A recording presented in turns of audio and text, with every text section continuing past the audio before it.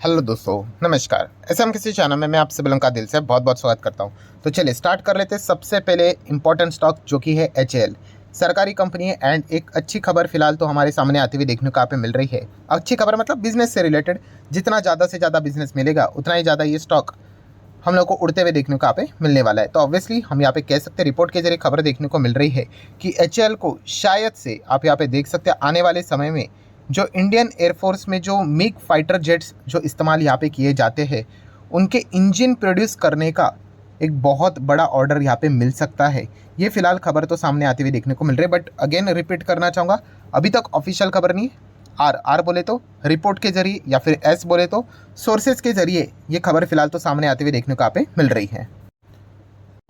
अगर हम लोग इसी सोर्सेज को, रिपोर्ट को थोड़ा सा और आगे अगर स्ट्रेच कर ले तो आप यहाँ पे देख सकते हो कि बताया जा रहा है कि शायद से एस्टिमेट लगाया जा रहा है कि लगभग 15 से 17 हज़ार करोड़ का इतना बड़ा प्रोजेक्ट इनको यहाँ पे मिल सकता है। सो कौन से एयरक्राफ्ट की बात हो रही है? मिग 29 की। ठीक है, अगेन आप देख सकते हैं सोर्सेस ही ये सारी बातें फिलहाल तो बताई यहाँ पे जा रही है। एंड उसमें अगर हम लोग बात करें तो जो इंजन यहाँ पे बनाया जाता था उसको अब हमारी ही इंडियन कंपनी एचएएल यहाँ पे बनाती हुई देखने को मिलने वाली, along with the Russian company RD-33 करके जो इंजन है वो हम लोग को देखने को यहाँ पे मिल जाता है। सो ठीक है, चेक कर लेंगे कि क्या फिलहाल तो चीज़ें हम लोग को देखने को यहाँ पे मिलने वाली है। एंड अगर हम लोग यहाँ पे बात करें तो उसी के साथ साथ 5th जनरेशन का भी इंजन एचएएल यहाँ पे बनाने वाला है। ठीक है, ये भी एक लॉन्ग प्रोजेक्ट है, किसके साथ? DRDO के साथ भी यहाँ पे वो बनाने वाले हैं। ठीक है, फिलहाल तो उसका प्रोटोटाइप ही यहाँ पे जारी है। प्रोटोटाइप मतलब आप बोल सकते हो कि फाइनल प्रोडक्ट आने से पहले एक बेसिक चीज़ें यहाँ पे रहती है ना, ठीक है, तो उसका एक वर्जन यहाँ पे बनाया जाता है। इसमें काफ़ी सारे एडिशन डिलीशन किए जाते हैं एंड देन फाइनल वो हम लोग को प्रोडक्ट देखने को यहाँ पे मिल जाएगा। तो वो भी खबर हम लोग को देखने को मिली, बट ये थोड़ा सा लंबा प्रोजेक्ट है, 2027 तक हम लोग को देखने को मिल सकता है। सो चलिए ओवरऑल कंक्लूजन की बात करें तो हम जरूर कह सकते हैं कि एचएएल को एक और बड़ा ऑर्डर यहाँ पे शायद से मिल सकता है 15 से 17 हज़ार करोड़ के आसपास इंजन बनाने से रिलेटेड। ठीक है, इसके पहले भी हम लोगों ने देख लिया था कि उन्होंने जनरल इलेक्ट्रिक के साथ भी यहाँ पे टाइप यहाँ पे किया था इंजन से रिलेटेड ही। ठीक है, तो क्वाइट पॉसिबिलिटी है कि इस प्रकार की खबर हम लोग को शायद से भविष्य में सच भी साबित होते हुए देखने को यहाँ पे मिल सकती है। नेक्स्ट अगर हम लोग बात करेंगे दोस्तों, तो आज के दिन फोकस था, आपको पता ही है, टाटा ग्रुप के ऊपर। क्यों? क्योंकि आप सभी लोगों को पता है टाटा सन्स का आईपीओ आने वाला था, ऐसी खबर रिपोर्ट के जरिए आई थी। एंड बाद में रिपोर्ट के जरिए यही बताया गया कि शायद से टाटा सन्स अब आईपीओ नहीं लाएंगे, माइट भी वो कोई दूसरा रास्ता यहाँ पे अपनाने यहाँ पे जाएंगे करके। ठीक है, मतलब आईपीओ नहीं आएगा। तो जिस खबर के चलते स्टॉक रॉकेट बने थे, टाटा के 4 स्टॉक्स रॉकेट बने थे, मैंने उसके ऊपर डिटेल वीडियो भी बनाया था। तो वही स्टॉक वापस उनका रॉकेट अभी हम लोग को नीचे आते हुए देखने को यहाँ पे मिल रहा है, जिसमें सबसे ज़्यादा फायदा अगर किसको मिला था वो टाटा केमिकल को मिला था। पूरे साल भर में स्टॉक चला नहीं, नेगेटिव रिटर्न्स दे रहा था, और उसके बाद जो यहाँ पे तेज़ी पकड़ ली स्टॉक ने, मतलब क्या ही पूछे, महीने भर में अगर आप देखोगे तो आज भी नेट रिटर्न्स, महीना भर भी नहीं बोलना चाहिए, बहुत ही गलत शब्द यहाँ पे रहेगा, केवल 4-5 ट्रेडिंग सेशन में ही स्टॉक एकदम से रॉकेट बनते हुए देखने को यहाँ पे मिल गया। एंड उसी का नतीजा अभी आप देख सकते हो, जिस खबर के चलते स्टॉक भागा, अभी वही खबर अगर उल्टा अगर हो गई मतलब रिपोर्ट के जरिए ये सारी चीज़ें चलती रहती है, तो स्टॉक भी उतना यहाँ पे गिर ही जाता है। सो गैप डाउन एक्सपेक्टेड था, उसके बाद भी जिनके पास माल बचा था उन्होंने भी यहाँ पे बेच दिया। लगभग 11% स्टॉक क्रैश होते हुए देखने को यहाँ पे मिला है। तो सबसे ज़्यादा बेनिफिट इसी स्टॉक को मिलने वाला था टाटा सन्स के आईपीओ के आने के चलते, मतलब अगर आ जाता तो, बिकॉज अगर देखा गया 3% स्टेक है टाटा सन्स में लेकर बैठा हुआ था। एंड करंट मार्केट कैप के हिसाब से अगर हम लोग देखें तो इसमें और लगभग 15,000 करोड़ का तो मार्केट कैप एटलीस्ट तो ऐड हो ही जाता। तो उसी हिसाब से स्टॉक उतना भाग रहा था, 40,000 करोड़ का मार्केट कैप के आसपास चला जाता। एंड जैसे खबर अभी सामने आ गई कि भाई ऐसा शायद से नहीं होगा करके, तो चलिए आपका जितना यहाँ पे टाइम था वो खत्म हो गया है, वापस गिरावट हो गई। देन टाटा पावर की भी बात करें तो ये भी 3% गिरा। एक्चुअल देखा गया तो ये 4-5% गिरा था, बट निचले स्तर से अच्छा खासा माल भी यहाँ पे उठाया गया, तो इसीलिए ओवरऑल जो बिकवाली है, नेट बिकवाली, वो 3% ही देखने को मिली। देन टाटा मोटर्स की बात करें तो ये भी 1% गिरा। इनको ज़्यादा टेंशन नहीं थी, बिकॉज ये इन कंपनीज़ के पास अच्छा खासा बिजनेस भी है। टाटा केमिकल के भी पास बिजनेस है, गलत मत समझना, बट हाँ वहाँ पे जो बिजनेस है सोडा ऐश वाला, थोड़ा सा डल परफॉर्मेंस चल रहा था, साल भर में नेगेटिव रिटर्न्स। एंड उसके पहले भी अगर देखा गया तो कुछ खास परफॉर्मेंस नहीं। बट बाकी टाटा मोटर की बात करें, पावर की बात करें, भाई इनके पास अपनी सॉलिड बिजनेस यहाँ पे पड़े हुए हैं। देन इंडियन होटल की भी बात करें, ये भी बिजनेस सॉलिड है, बट हाँ इसी खबर के चलते इसमें भी अच्छी तेज़ी देखने को मिल रही थी, तो ये भी 2.5% मार्केट ने वापस ले लिया।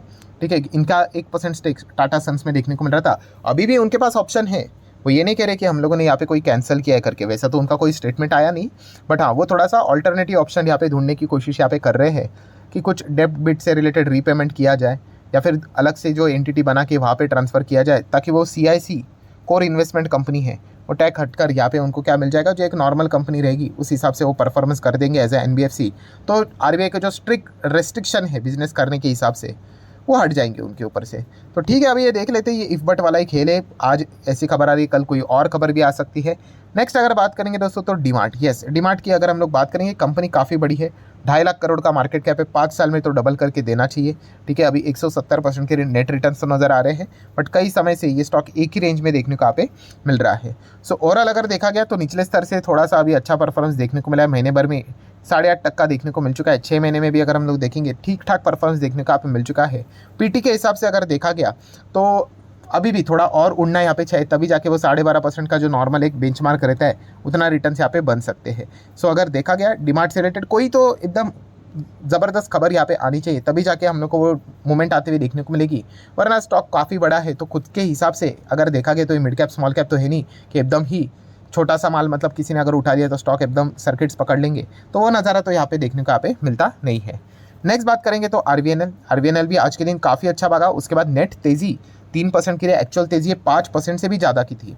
ठीक है, 5 भी नहीं बोलना चाहिए, उससे भी और ज़्यादा हम लोग को तेज़ी देखने को यहाँ पे मिली थी। सो आरवीएनएल में अगर देखा गया तो उसके पीछे का रीज़न है, तो इनको भी एक ऑर्डर मिलते हुए देखने को यहाँ पे मिल चुका है। कौन सा प्रोजेक्ट है ये? लगभग 2000 या फिर 2100 करोड़ का ये प्रोजेक्ट हम लोग को देखने को मिल रहा है। सो अगेन दोस्तों, मैं बार बार आप लोगों को कह रहा हूँ, इन कंपनीज़ में अगर आप जा रहे हो ना, तो आपने यही चीज़ चेक करनी चाहिए कि आपको लगता है भविष्य में इन कंपनीज़ को इसी प्रकार से ऑर्डर्स यहाँ पे मिलते रहेंगे। अगर इस सवाल का जवाब येस है, हर किसी का अपना अपना एनालिसिस, तो आप इन कंपनीज़ में जा सकते हो। अगर आपका इस सवाल का जवाब नो है तो कोई जाने का सेंस ही नहीं है। एंड अगर आपका सवाल का जवाब ये है कि डोंट नो, तो भाई आपको अच्छी से स्टडी करना पड़ेगा, क्योंकि डोंट नो वाले हमेशा शेयर मार्केट में यहाँ पे लटक जाते हैं। सो कंपनी अगर देखा गया भाई पोटेंशियल तो है, बट ऑब्वियसली इनका पूरा जो रिमोट कंट्रोल रहता है वो किसके पास है? यस, गवर्नमेंट के पास देखने को यहाँ पे मिल जाता है। अगर सरकार चाहती है कि इनको और ऑर्डर्स मिले और अलोकेशन अगर होता रहेगा तो भाई स्टॉक और भागते रहेंगे। सरकार कहती है कि भाई बस हो गया, इतना ज़्यादा अलोकेशन की ज़रूरत नहीं है, तो स्टॉक ठंडे पड़ जाएंगे। तो ये चीज़ें देखने को मिल जाती हैं। सो नेक्स्ट अगर हम लोग बात करेंगे तो इरेडा की भी बात करें तो 4.5%, चलो आज के दिन भी गिरते हुए देखने को मिला है। 5 दिन की बात करें तो वापस ऑलमोस्ट 8.5% से ज़्यादा की गिरावट, काफ़ी ज़्यादा वॉलेटिलिटी देखने को मिल रही है। लगातार 2 गिरावट, 3 गिरावट, फिर उसके बाद एक शानदार रिकवरी, फिर सेम उसके बाद गिरावट। तो क्या करना चाहिए? कुछ भी नहीं भाई, ये तो चलता रहता है, छोटी कंपनी भाई, ये तो ऐसा ही यहाँ पे चलता रहेगा। ठीक है, जितना ज़्यादा ये इस प्रकार से चीज़ें चलती रहेगी, जितना ये लाल निशान में रहेगा ना, उतने ही ज़्यादा रिटेल इन्वेस्टर ऐसे कंपनीज़ को धीमे धीमे जैसे वक्त गुजरते जाएगा वैसे वैसे रिटेल इन्वेस्टर भी ऐसे स्टॉक से झड़ते हुए देखने को यहाँ पे मिल जाते हैं। क्योंकि मैक्सिमम जो बाइंग का रीज़न वाले होते हैं वो यही होता है कि आप फटाफट तेज़ भाग रहे इसलिए मैंने खरीद लिया, फोमो वाले। तो फोमो वाले अगर फटाफट स्टॉक नहीं चलता है तो वो बेच देते हैं, टैग लगा देते हैं कि ख़राब हो गया करके। तो कोई कंपनी ऐसी ख़राब या खराब नहीं होती है, आपने चेक करना होता है कि भाई बिज़नेस कैसा है करके। अगर बिज़नेस उसका जेन्युइनली अच्छा कर रहा है तो एक झटके में भी बिज़नेस ऐसा कोई ख़राब नहीं होता, अनटिल एंड अनलेस कंपनी कोई बहुत बड़ा गफला ना कर दे, ठीक है, या फिर कोई रूल्स रेगुलेशंस को तोड़कर खुद की बैंड ही ना बजा दे। वरना बाकी सारी अगर चीज़ें देखा गया तो यूजुअली मैनेजेबल हम लोग को देखने को मिल जाती है। नेक्स्ट अगर हम लोग बात करेंगे दोस्तों तो जापान, यस जापान के मार्केट की अगर बात करें तो आपको पता ही है जापान का मार्केट ने एकदम बहुत सारे रिकॉर्ड को ब्रेक यहाँ पे किया था।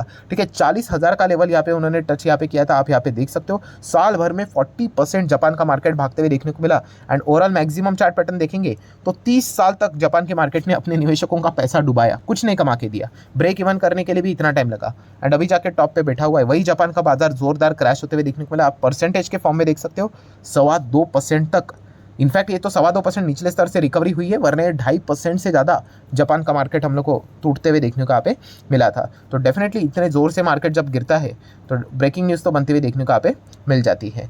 सो नेक्स्ट अगर हम लोग बात करेंगे दोस्तों तो इंडिगो स्टॉक। सो इंडिगो में जैसे रिपोर्ट के जरिए खबर सामने यहाँ पे आ रही थी, तो वही खबर सच होते हुए देखने को यहाँ पे मिल रही है कि जो कंपनी के प्रमोटर हैं, ठीक है, वो यहाँ पे अभी जो पहला स्टेक बताया जा रहा था 3.3% स्टेक वो बेच सकते करके नहीं, उन्होंने लगभग 6.7% स्टेक उन्होंने, एंड प्लस कंपनी के जो प्रमोटर है उन्होंने मतलब लगभग 7% के आसपास का स्टेक उन्होंने क्या कर दिया है, अपना माल बेच दिया है। सो क्या उन्होंने माल बेच दिया मतलब पहाड़ टूट गया? अरे नहीं, मैंने काफ़ी बार आप लोगों को सिखाया है, प्रमोटर बिकवाली करते हैं, मतलब कुछ भी चिंता करने की जरूरत नहीं है, अनटिल एंड अनलेस वो माल कोई एफआईआईज नहीं खरीद रहा है और ना ही कोई डीआईएस खरीद रहा है। ठीक है, इतने बड़े 7-7 हज़ार करोड़ के डील्स होंगे तो ये ब्लॉक बल्क डील्स के थ्रू यहाँ पे होते हुए देखने को यहाँ पे मिल जाते हैं। एंड सबसे इंपॉर्टेंट चीज़ होता है फ्लोर प्राइसिंग। सो फ्लोर प्राइस, एवरेज प्राइस की बात करें तो 3,000 का बताया जा चुका है। 3,000 मतलब करंट लेवल पे ही जो इंडिगो चलते हुए देखने को मिल रहा था उसी लेवल पे ओपन जो हुआ था, आप देख सकते हो 3,000 के लेवल्स के आसपास था। तो परफेक्ट फेयरली वैल्यूड यहाँ पे था एंड उसी वैल्यूएशन के ऊपर यहाँ पे डील होते हुए देखने को मिली। तो मार्केट को भी अच्छा लगा, तो मार्केट ने आप देख सकते हो इस चीज़ को थम्स अप यहाँ पे दिया है। तो प्रमोटर बेचा मतलब कोई पहाड़ नहीं टूटता है, अनटिल अनलेस जैसे मैंने कहा कि वो पब्लिक को बेचे एंड बार बार बेचे। ठीक है, यहाँ पे इंस्टीट्यूशंस ने माल यहाँ पे खरीदा है, तो कोई भी चिंता करने की ऐसा जरूरत यहाँ पे है नहीं। सो देखा भी गया तो ये जो ओवरऑल डील है लगभग 8,000 करोड़ के आसपास हम लोग को बनती हुई देखने को यहाँ पे मिल रही है, जो कि पहले 3,000 करोड़ के आसपास बताई जा रही थी। सो ठीक है, आशा करता हूँ वीडियो हेल्पफुल लगा होगा, तो चाहो तो आप इसको लाइक एंड शेयर कर सकते हो। मिलते हैं नेक्स्ट वीडियो में, तब तक के लिए बाय बाय।